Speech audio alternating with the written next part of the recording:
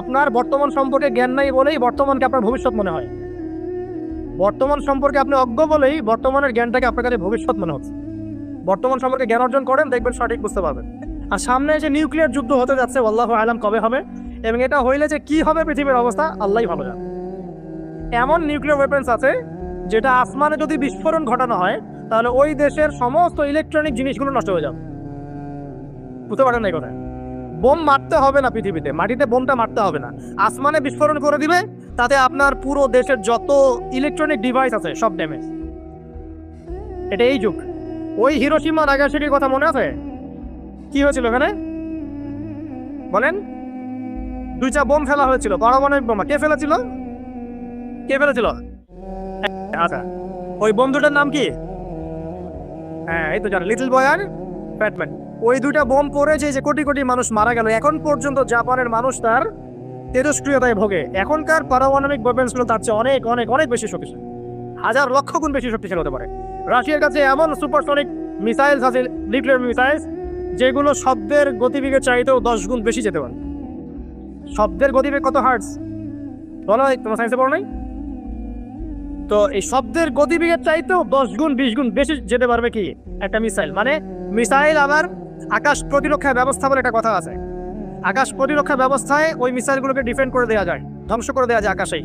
ওই প্রতিরক্ষা ব্যবস্থাও ধরতে পারবে না কত জোরে মিসাইল যাচ্ছে, পুরো বেসাকার হয়ে যেতে পারে। আল্লাহু আলাম, আল্লাহ ভালো জানেন।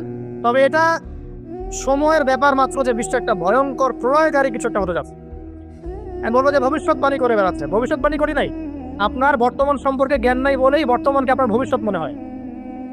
বর্তমান সম্পর্কে আপনি অজ্ঞ বলেই বর্তমানের জ্ঞানটাকে আপনার কাছে ভবিষ্যৎ মনে হচ্ছে। বর্তমান সম্পর্কে জ্ঞান অর্জন করেন, দেখবেন সঠিক বুঝতে পারবেন। বর্তমান বিশ্বের যে অবস্থা, পুরো বিশ্বের প্রায় প্রতিটা রাষ্ট্রই আসন্ন বিপদের সম্মুখীন। এগুলো দেখার জন্য এক চোখ যথেষ্ট না। শুধু কোরআন এবং সুন্নাহ প্রোটেস্ট্যান্ট ভার্সনে পড়ে গেলেই কেউ দেখতে পারবে এমন নয়। এগুলো দেখা এবং বোঝার জন্য আল্লাহর নূর দরকার। কি দরকার? আল্লাহ পাকের নূর দরকার। যার কলবের মধ্যে আল্লাহর নূর আছে তার মধ্যে হিকমা এবং বাসিরা বেশি থাকে। যার মধ্যে কোরআন সুন্নাহর জ্ঞানের পাশাপাশি সমসাময়িক বিষয়গুলোর জ্ঞান আছে, এবং এই সব জ্ঞান অর্জন করার পরে যে ব্যক্তি বিনয়ী অহংকারী নয়, এবং যে ব্যক্তি এই জ্ঞান অনুযায়ী আমল করে এবং এই জ্ঞানটাকে বর্তমান প্রেক্ষাপটের সাথে মেলানোর চেষ্টা করে, এবং সেজদায় পড়ে পড়ে আল্লাহর কাছে দোয়া করে, আল্লাহ আমাকে হেদায়েত দান করো, আল্লাহ আমাকে বাসিরা দান করো, আল্লাহ আমাকে দূরদর্শিতা দান করো, ইনশাআল্লাহ তাআলা আল্লাহ পাক তার কলবে তার নূর নাজিল করবে ইনশাআল্লাহ। আল্লাহ রাব্বুল আলামিনের নূর ছাড়া এই বিশ্বকে আপনি বুঝতে পারবেন না, চিনতে পারবেন না। তো প্রেক্ষাপট এখন এমন যেটা মিলে যাচ্ছে সরাসরি আইয়ামে জাহিলিয়াতের সাথে। এই শব্দটা শুনেছেন? আইয়ামে জাহিলিয়াত।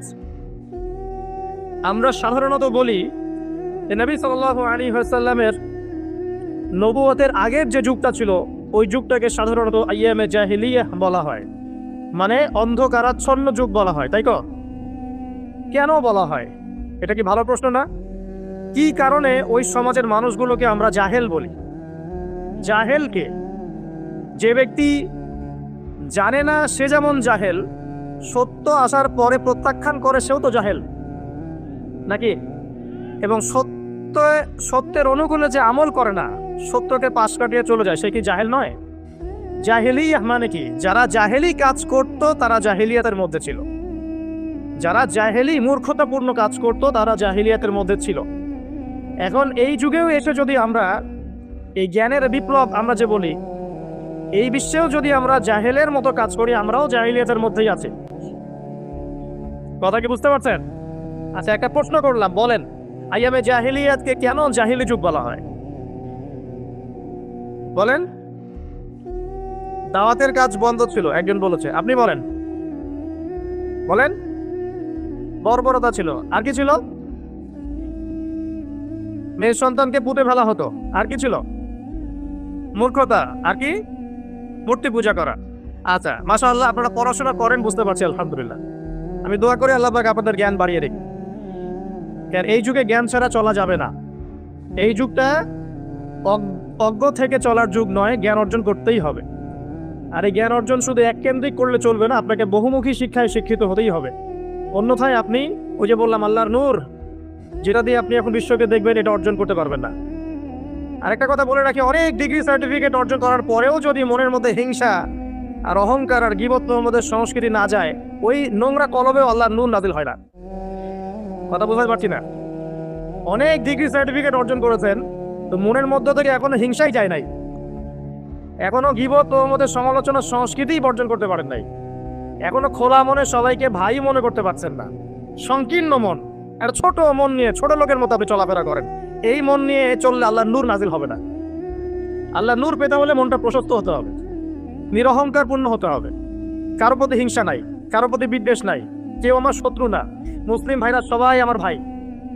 উদার একটা যখন মন মানসিকতা থাকবে, নিরহংকারপূর্ণ মন থাকবে, জ্ঞান অনুযায়ী আমল হবে, সেজদায় কান্নাকাটি করবেন, আল্লাহ নূর চলে আসবে ইনশাআল্লাহ। আর এগুলো আসলে এখনকার সায়েন্স দিয়ে আমি ব্যাখ্যা করতে পারবো না, এগুলো আধ্যাত্মিক কথাবার্তা। আমাদের বাহ্যিক এই জগতের বাইরেও কিন্তু একটা জগৎ আছে, আমি মনে হয় বুঝাতে পারছি না। বারাকা, আল্লাহ পাকের বরকত কি দেখেছেন কখনো চোখ দিয়ে? আল্লাহ পাকের বরকত বলে একটা কথা আছে না? আছে না? আচ্ছা, বরকত কি জিনিস আপনি কি চোখে দেখতে পারেন? এমন একজন সালাফের কথা পড়লাম, যিনি 40 বছর বেঁচে ছিলেন। কত বছর? 40 বছর। এই 40 বছরে তিনি প্রায় 300টা বই লিখেছেন। কয়টা? 300টা। এখন বলেন, আমরা এখানে যারা বসে আছি অনেকে 40 পার করে ফেলছি না? আমরা এই 40 বছরে কিছু করতে পেরেছি? এই 40 বছরে একটা মানুষ 300টা বই লিখতে পারে? তাহলে আমরা বুঝতে পারছি যে তাদের সময়ের যে বরকত আর আমাদের হায়াতের বরকত এক না। বরকত সম্পূর্ণ ভিন্ন জিনিস, যেটা আমরা চাক্ষুষ দেখা জ্ঞান দিয়ে বিশ্লেষণ করতে পারবো না। পারবো না। আরো বোঝাচ্ছি, দেখুন, রাসূলুল্লাহ সাল্লাল্লাহু আলাইহি ওয়াসাল্লাম সারাদিনে কত কাজ করতেন। তাহাজ্জুদ পড়তেন, শেষ রাত্রে উঠতেন, রাতের এক অংশ ঘুমাতেন, আরেক অংশ উঠতেন, উঠে তাহাজ্জুদের নামাজ পড়তেন, লম্বা কেরাত, মানে এক রাকাতে প্রায় 4 পারা কোরআন তেলাওয়াত করেছেন। এক রাকাতে 4 পারা। আমরা তো 4টা আয়াত পড়লেই একদম তাড়াতাড়ি রুকু করতে হবে, দাঁড়ায় থাকতে পারতেছি না। তাই নামাজ তো ডিজিটাল, এখন যুগের সাথে সাথে নামাজও কি ডিজিটাল। অনেক মসজিদে নামাজ পড়লে মনে হয় ইমাম সাহেব পেশাব পায়খানা চাপ নিয়ে নামাজ পড়াচ্ছে মনে হয়, তাড়াতাড়ি নামাজ শেষ করতে পারলে বাঁচে। আবার দেখা যায় মাঝে মাঝে যে নামাজ মানুষ পড়াচ্ছে, পড়তেছে না, মানে নামাজ পড়ানোর দায়িত্ব সে পালন করছে, নামাজ নিজে পড়তেছে না। তো এই ডিজিটাল নামাজ না, নবী সাল্লাল্লাহু আলাইহি ওয়াসাল্লাম এক রাকাতে 4 পারা কোরআন তেলাওয়াত করেছেন, প্রায় 4.5 পারা তাহাজ্জুদের নামাজে। তখনই তো গিয়ে পা ফুলবে। এই যে পা ফুলতো, এমনি এমনি পা ফুলে? কতক্ষণ দাঁড়ায় থাকলে একটা মানুষের পা ফুলে? তো নবী সাল্লাল্লাহু আলাইহি ওয়াসাল্লামের পা ফুলে যেত, পা মোবারক ফুলে যেত।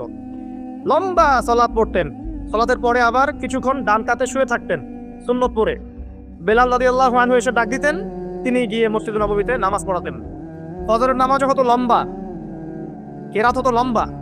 নামাজের পরে আবার সাহাবীদের সাথে কথাবার্তা বলতেন, দ্বীনি বিষয়ে মুযাকারা করতেন। তারপরে ইশরাকের নামাজ পড়তেন, চাষের নামাজ পড়তেন, পরিবারের দেখাশোনা করতেন, দিন প্রচার করতেন, রুজি রুটির ব্যাপার ছিল। এই সারাদিন যে এতগুলো কাজ তিনি করতেন, একদিনে একটা মানুষ এত কাজ করতে পারে? তো নবী সাল্লাল্লাহু আলাইহি ওয়াসাল্লামের জীবনের বরকত আমার জীবনের বরকত কি সমান? তাহলে বলেন, বরকত কি আমি চাক্ষুষ জ্ঞান দিয়ে প্রমাণ করতে পারবো? এরকম অনেক বিষয় আছে ইসলামে যেটা চাক্ষুষ জ্ঞান দিয়ে প্রমাণ করা যায় না। কবরের আযাব দেখেছেন? কেউ কি প্রমাণ করতে পারবে? আপনি কি ফেরেশতাকে দেখেছেন যারা এখন এখানে ঘিরে রেখেছে জায়গাটা? এই জায়গাটা কি ফেরেশতারা ঘিরে রাখে নাই? আল্লাহ রাসূল কি সেই কথা বলেন নাই? কিন্তু আমরা কি প্রমাণ করতে পারবো এখন?